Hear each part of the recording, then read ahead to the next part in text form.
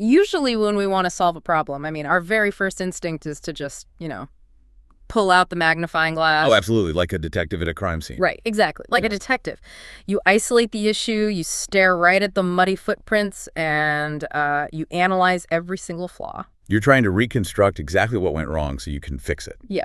And it's a deeply ingrained sort of binary way of looking at the world, right? We're taught that defining the exact microscopic parameters of a problem is, well, it's the only prerequisite to finding a solution. It's how we survive, or at least how we think we survive. Right. But then you step into certain alternative frameworks of mindset and psychology, and suddenly that magnifying glass actually sets the whole crime scene on fire. Yeah, it completely backfired. Totally. Staring directly at the reality of a problem is, counterintuitively, the absolute worst way to solve it.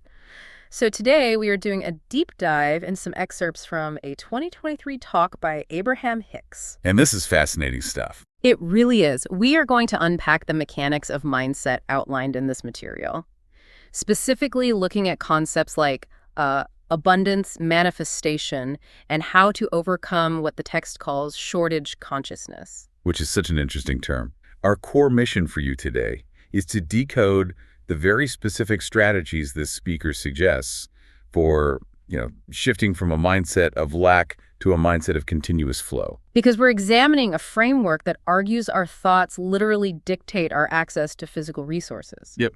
It's a bold claim. Very bold. Now, a quick disclaimer before we get into the weeds here.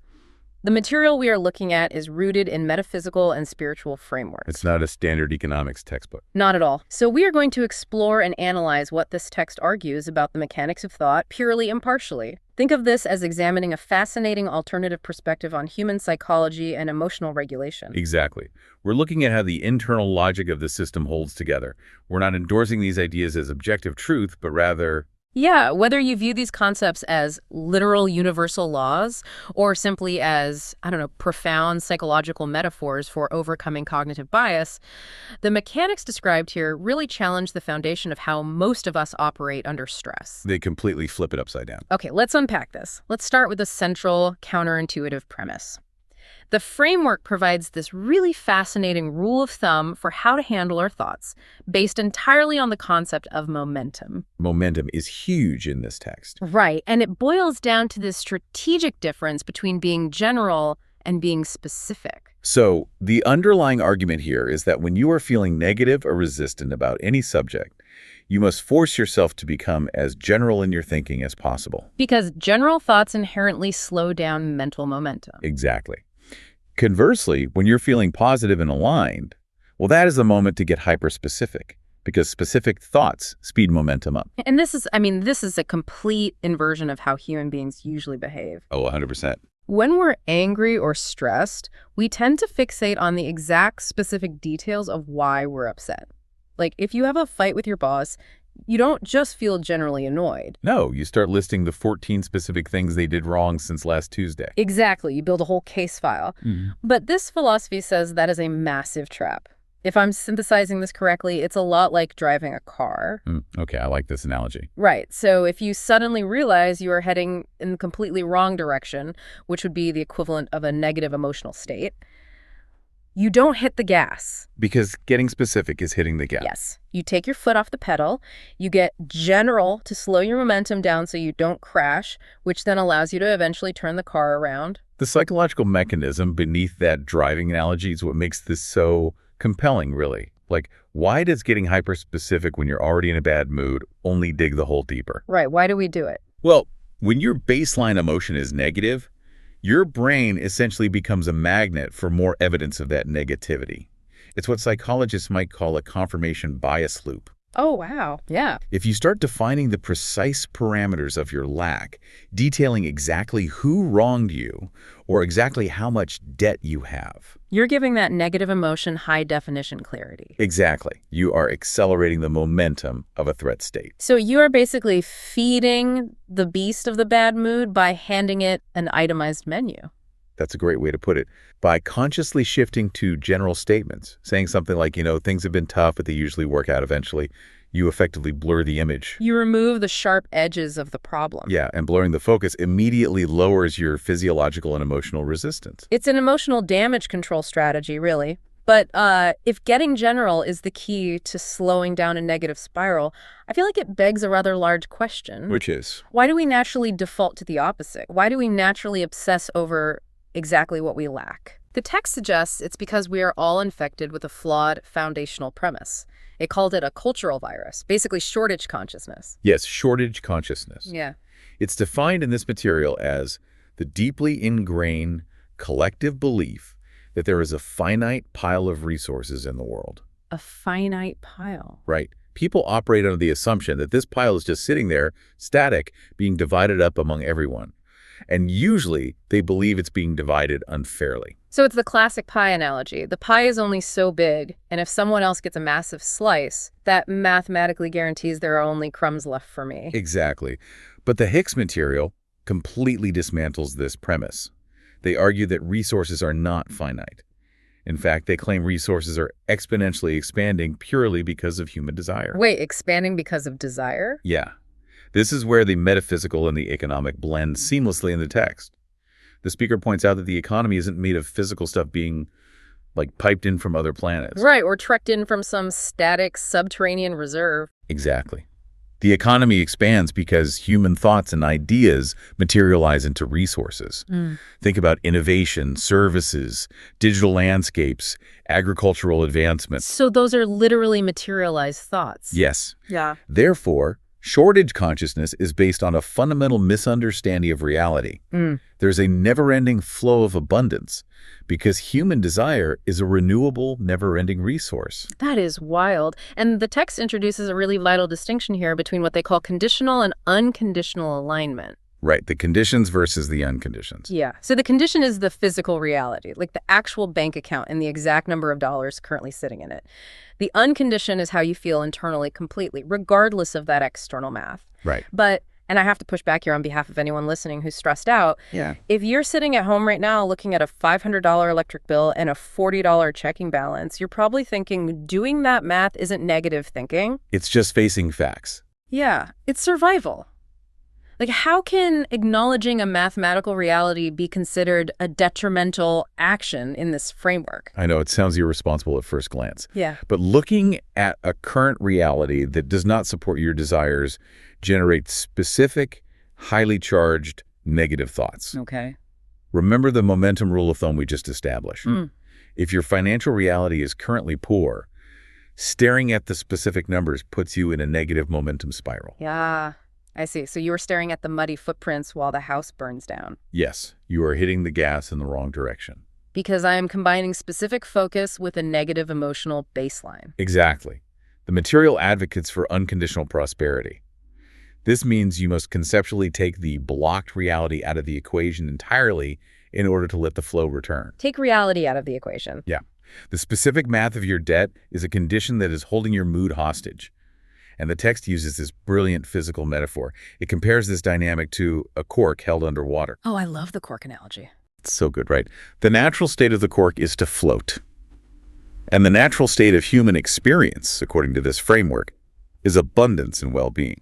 So when you obsess over the lack, when you do the grim math and panic, Your focus is the hand physically holding that cork underwater. the tension in your arm is the anxiety of staring at the bank account. Yes. Once you stop focusing on the limitation, you effectively let go of the cork. You don't have to force the cork to the surface. I mean, it naturally rises on its own the moment you stop suppressing it. Okay, taking your hand off the cork sounds great in theory, but practically. How do we do that? I mean, we still have to pay the electric bill. What does taking your hand off the cork actually look and feel like in practice? Well, the material provides a very specific mechanism for this, which they call the receptive The mode. receptive mode, oh, right. To release the cork, you have to utilize those general statements we talked about earlier to unblock the flow. When you are deeply financially stressed, you cannot look in the mirror and declare, "I am a billionaire." Right, because your brain will just violently reject that statement. Exactly, because it's too specific and it feels like a total lie. Instead, the text provides examples of general softening statements. Things like, I like the subject of economics, or I like the flow of dollars, or I like knowing there is no waste. Wait, that last phrase, I like knowing there is no waste. That shifts the entire paradigm of how we view spending, doesn't it? It really does. We are conditioned to view spending as a pure loss, like Money leaving an account is a deduction. It is bad. But this philosophy argues you literally cannot waste money because when you spend it, someone else uses it to feed their kids or a business uses it to expand. It's a continuous, unbreakable chain. Yeah. Which brings us to perhaps the most compelling analogy in the source material, I think, the breathing analogy. But yes, this is a game changer. Money and abundance in general must flow in and out. The speaker stresses that you cannot exist with an attitude of just, in. Because that energy feels frantic. It manifests as hoarding or greed or begging. It is literally a posture of panic. Right. And conversely, you can't just have an attitude of out, out, out, which leads to total depletion. Applying the breathing analogy to personal finance is a massive paradigm shift. It makes so much sense when you think about it. It does. If you try to inhale constantly, in, without ever exhaling, your lungs will burst and you will pass out. You literally have to exhale to survive. So reconceptualizing spending money, not as a deduction from your life's value, but as an exhale. Yes. It's incredibly liberating. It's an essential, healthy part of an economic respiration cycle. It strips all the guilt and fear away from paying a bill. And expanding on that locus of control, the text explicitly states that the shortage isn't real. It's not real. No, the shortage is entirely a localized illusion caused by the individual blocking their own flow because they refuse to enter the receptive mode. Because they're holding the cork down. Exactly. You cannot demand, give me the money, and then I will feel prosperous. That defies the physics of this framework. You must cultivate the feeling of prosperity first, unconditionally, to receive the ideas and the resources that are allegedly already transmitting all around you. Oh, it's similar to turning on a radio. Yeah, how so? Well, the music is already broadcasting in the room through invisible waves, right? You can't yell at the radio box, play the song, and then I'll tune the dial to the right frequency. Right. You have to adjust your dial to the frequency first, and then the music materializes. That's a perfect analogy. The abundance is the radio wave. Your emotional state is the antenna. If you are mired in shortage consciousness staring at your lack, your antenna is tuned to a frequency of limitation. Picking up nothing but static. Exactly. Picking up static. But if this abundance is truly as natural as breathing or radio waves and it's constantly transmitting all around us, it raises a rather depressing question. Yeah, why are we so bad at it? Exactly. Why is the human race so incredibly bad at receiving it? Where on earth did we learn to block our own flow? Well, this leads into the tragedy of how we unlearn reality. The text explores this through the paradigm of the child versus the adult. Right. So how does that work? The framework suggests that we are systematically trained out of our natural receptive mode by society and our immediate environment. We are actively taught to deny the existence of anything we cannot immediately perceive with our limited physical senses. And to illustrate the absurdity of this, the speaker uses this really striking analogy involving a dog. Yes, the dog analogy highlights our hypocrisy perfectly. It really does. Like, a dog can hear high-pitched frequencies and smell microscopic scents that human senses simply cannot detect, right? Right. Now, when a dog starts barking at an empty corner or reacting to a scent we can't smell, humans do not slap the dog and call it a liar. No, we don't. We don't say, stop faking, I know that smell doesn't exist because my human nose can't smell it. Right. We logically, easily accept that the dog possesses a different receptive capacity than we do. But when it comes to our own lives, Yeah. Humans vehemently deny the existence of abundance, solutions, or different realities just because they can't see them in their current physical circumstances. we extend far more grace to a dog's invisible reality than we do to our own potential. It's crazy. It is. And the text actually pushes this concept of human limitation and collective vibration to an extreme degree. They claim that even weather anomalies, like devastating floods and droughts, are directly proportionate to human desires. Wait, what? Yeah. The water flows sporadically because humans are collectively blocking it off with their resistance. Okay, claiming that a drought is caused by human resistance is a wild, massive metaphysical leap. We have to unpack the internal logic of why they would make that argument. Fair enough. So within the logic of this system, physical reality is entirely a reflection of collective thought vibration. If human desire summons resources, including natural resources like rain for crops, then the natural state of the earth is perfect balance. Okay, But if millions of humans are living in a state of deep fear, shortage consciousness, and resistance, that collective bottleneck disrupts the natural flow of everything. It manifests physically as sporadic, violent weather patterns. Wow. So it's a radical extension of the premise that human resistance is the bottleneck for all natural flow. Exactly. And the text places the root of this resistance squarely in childhood. Right, because according to this philosophy, children are born in a state of pure, exhilarating desire. They are naturally in the flow. I mean, they don't question if they deserve something, they just want it. But adults who have already practiced shortage consciousness for decades pass their localized anxiety down. They pass the virus down. Yep. Adults tell kids to face reality. They say, don't just do what you want, you need to go to college. Find out what the hard needs of the world are and force yourself to fill a need, because life is difficult and resources are scarce. The tragedy unpacked here is that children instinctively know they were not born to merely face reality. In this framework, they were born to create it. Exactly. The root of our individual shortages is entirely based on adopted, finite beliefs we've picked up along our physical trail from worried, well-meaning people around us. Think back to your own childhood for a second. Can you remember a specific time an adult, maybe a parent or a teacher, told you to stop dreaming and just face reality? We all have those moments. We do. How many of us were effectively trained to ignore our own intuitive, dog-like sense of what was possible simply because the tired adults around us had lost their ability to perceive it? It's a profound, systematic unlearning of our own intuition.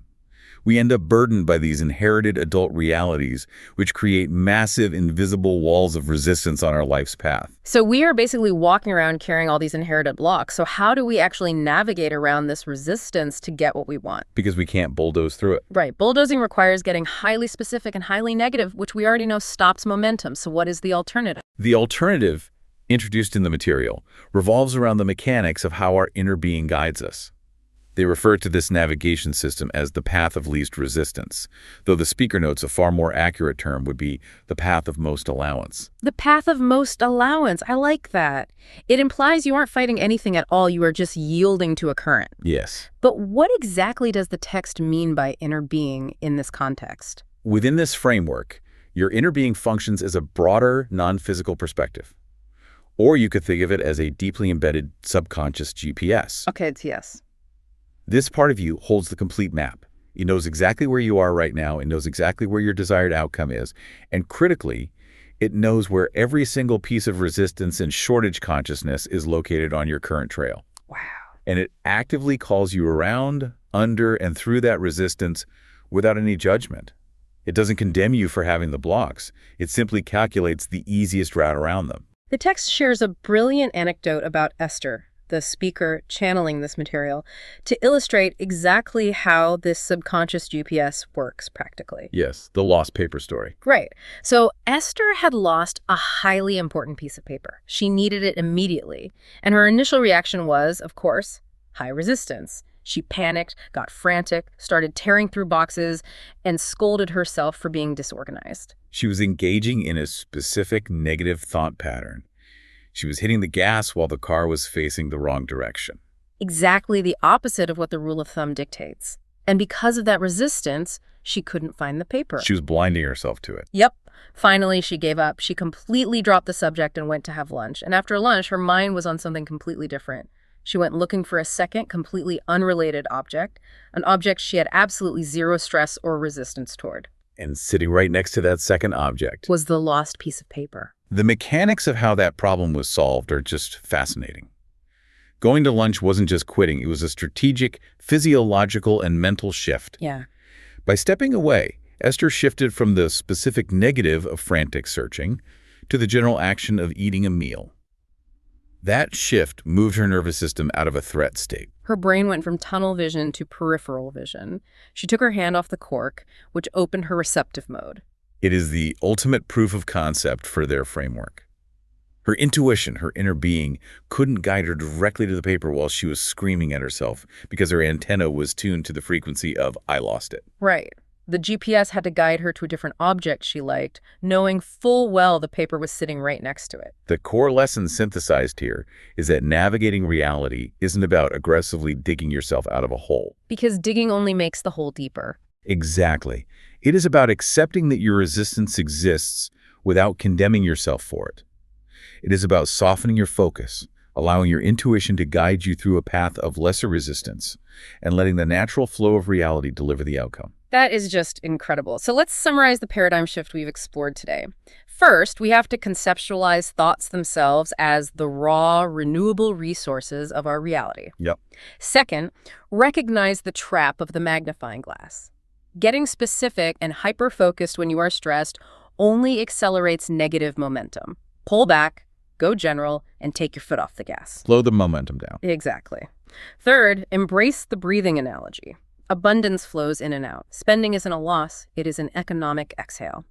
And finally, you have absolute permission to reject the inherited mindset of the adults who trained you to settle for shortage. I want to leave you with a final thought to mull over, building directly on the mechanics of momentum and reality we've dissected. Okay, let's hear it. If, as this philosophy suggests, your current physical reality is simply a delayed manifestation of your past thoughts and beliefs, then why do we spend so much of our precious energy emotionally reacting to the present? Oh, wow. What would happen if you treated your current bank account or your current life problems not as a fixed, terrifying reality to stress over, but simply as old news, a printed receipt from last year's mindset?